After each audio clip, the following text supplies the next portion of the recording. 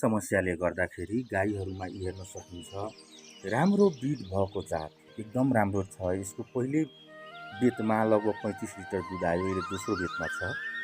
तर खुरकै समस्याले गर्दाखेरि गाईलाई उठ्न एकदम गाह्रो हुन्छ, धेरै बेरसम्म उठिराख्न सकिँदैन, एकदम गाह्रो हुँदो रहेछ उठ्नको लागि, टेक्नको लागि पनि गाह्रो हुँदो रहेछ। हेर्न सक्छौँ हामीले गाईलाई। अब आज यसलाई खोर बनाउन गइरहेछौँ, धेरै बेरसम्म यो उभिराख्न सक्दैन, केही छिनपछि फेरि बस्दो रहेछ यो गाईलाई।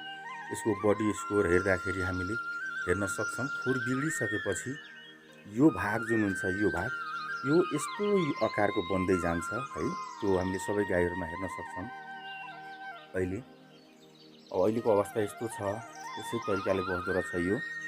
सबै गाईहरूको खुर बिग्रेको छ। यहाँ हेर्न सक्छौँ यो गाई पनि उठ्दाखेरि कस्तो गाह्रो तरिकाले उठिरहेछ। यहाँ खुर हेर्छौँ काटेको छ। गाईको खुर काट्नु र बनाउनुमा फरक हुन्छ, फेरि गाह्रो हुँदो रहेछ उठ्नको लागि पनि सबै गाईहरूलाई खुरको समस्याले गर्दाखेरि। गाई कामिरहेछ, उठेपछि धेरै बेरसम्म उठ्न नसक्ने यो खुरकै समस्याले गर्दाखेरि हिँड्छ। हेर्न सक्नुहुन्छ गाईलाई हिँड्न कति गाह्रो भइरहेछ यसलाई खुरको समस्याले गर्दाखेरि।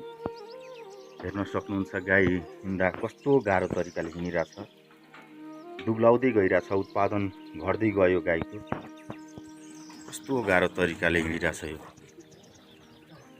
खुर बनाउन गइरहेछ माझ हामीले, कस्तो अवस्था छ, उठ्न एकदम गाह्रो भइरहेछ गाईले।